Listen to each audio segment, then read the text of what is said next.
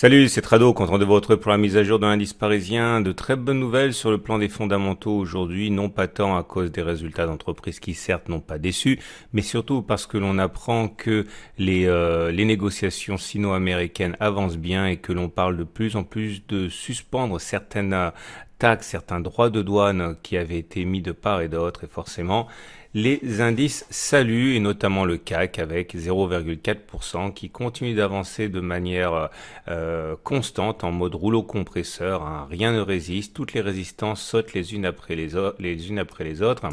Et de la même manière que les deux supports ici n'ont offert qu'une piètre résistance, eh bien les deux résistances suivantes qui dataient pourtant de 12 ans, ont été également avalées. Elles changent de polarité, vous le verrez dès la prochaine séance, elles deviennent donc support.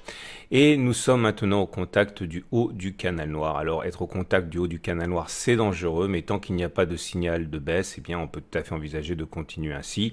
Alors l'idée fondamentalement c'est quoi? C'est que si jamais on avait un signal de baisse, enfin une sorte d'acte de faiblesse de la part du CAC 40, on pourrait tout à fait envisager d'aller chercher le bas du canal. Alors l'objectif, on fait de l'analyse technique fiction ici, hein, mais l'idée ce serait de viser le bas du canal, par exemple ici avec une baisse de 0,8%, et si on avait donc cette fameuse ce fameux signal de baisse, eh bien, le stop devrait être, vous l'aurez compris, hein, maximum à 0,8% pour avoir un ratio gain-risque intéressant. C'est comme ça que ça se trade. Maintenant, il faut savoir que lorsque l'on a un canal comme ça qui est sur le point de casser, eh bien, il est tout à fait courant d'avoir une cassure par le haut assez minimaliste avant d'avoir un repli assez violent. Ça aussi, il faut le garder à l'esprit. Mais pour l'instant, on ne peut rien faire puisqu'on n'a pas de signal ni de cassure du canal par le haut, ni d'échec hein, qui nous permettrait véritablement de lancer un swing baissier. Vous le savez, on en a parlé hier. Si on fait le point sur les plans de trade qui étaient proposés, ceux qui ont tradé les Fibonacci ont déjà sorti leur position avec une plus-value, vous le savez. Maintenant, le second swing haussier qui était proposé, c'était le swing du gap qui était le pari selon lequel il s'agissait d'un gap de continuation. Attention, tous les gaps ne se traitent pas comme ça. Il y a 4 formes de gap, hein. Là, c'est un gap de continuation. Les autres formes de gap se traitent de manière différente. Mais en tout cas, on avait parié sur le gap de continuation. Enfin, ceux qui avaient parié sur le gap de continuation avaient un objectif tel que la distance parcourue avant le gap serait parcourue par-delà le gap. Ça nous donnait quelque chose dans cette veine, et comme vous pouvez le voir, on n'est plus très loin hein, de rallier cet objectif non plus. Le deuxième swing aussi est sur le point d'être également gagnant pour ceux qui l'ont entrepris.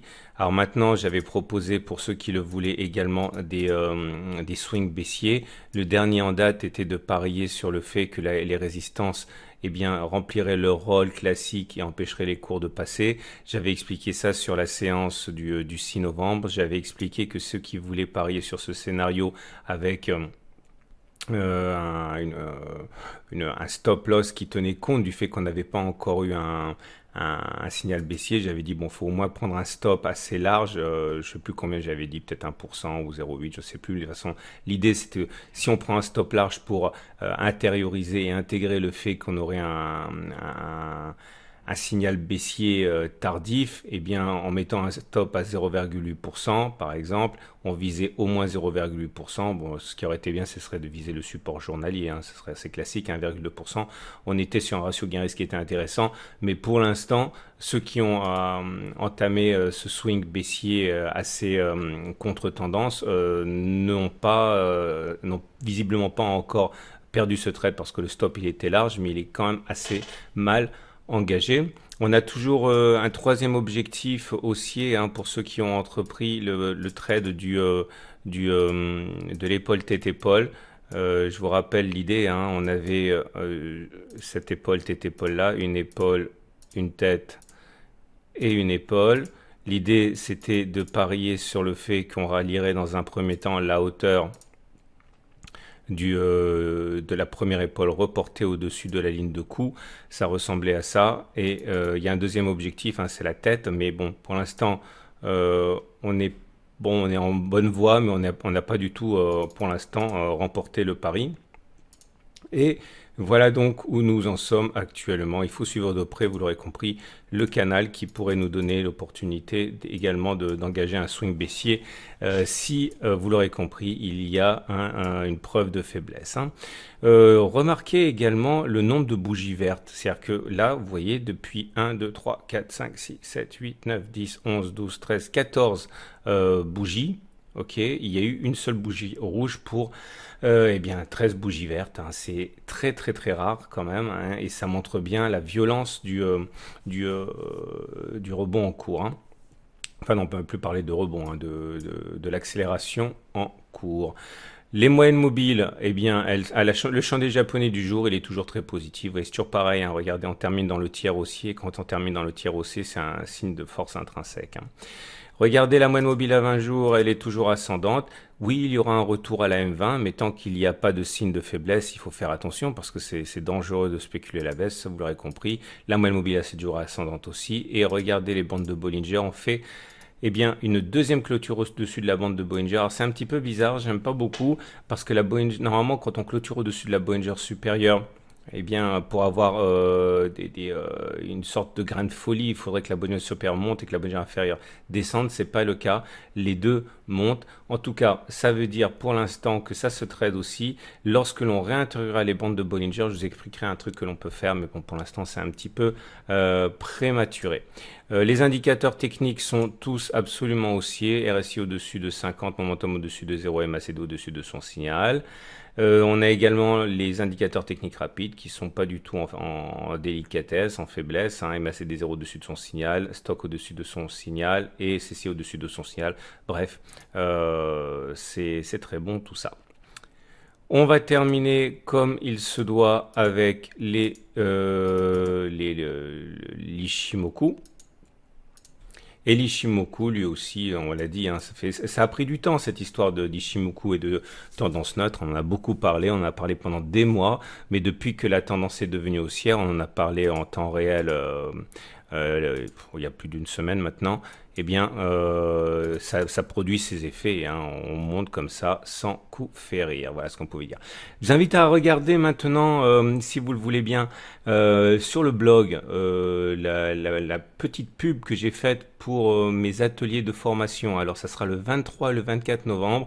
J'ai déjà reçu pas mal de demandes. Excusez-moi, j'ai pas eu le temps de répondre parce que je suis encore en train de bosser sur ces ateliers. Il y aura que 15 personnes le 23 et 15 personnes le 24. Ça sera un atelier de formation 100% Internet. C'est-à-dire que vous n'avez pas besoin de vous déplacer sur Paris. Hein. C'est quelque chose que j'ai décidé de faire cette année, puisque les années précédentes, j'ai eu quand même pas mal de tradosoriens qui m'ont dit que c'était un peu difficile d'aller sur Paris pour le week-end, etc., et que c'était assez cher aussi. Donc j'ai intégré tout ça. Donc ça sera un atelier de formation 100% Internet, 6 heures où je vous exposerai, je partagerai avec vous ma façon de trader, ma façon d'investir, ma façon de faire du swing sur action. Bref, l'idée c'est de vraiment vous donner un maximum de plus-value, non pas forcément boursière, mais en termes d'apprentissage pour faire décoller votre courbe d'apprentissage si vous avez des problèmes. Priorité, parce que j'ai toujours beaucoup de demandes, priorité quand même à ceux qui ont des difficultés. Hein, c'est-à-dire que si vous êtes déjà super rentable bon, voilà, c'est plutôt pour ceux qui sont en phase d'apprentissage ou en difficulté. Hein.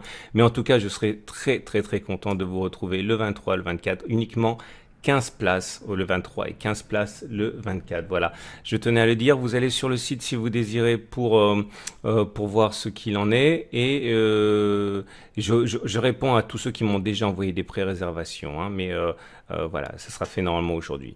À demain pour la mise à jour.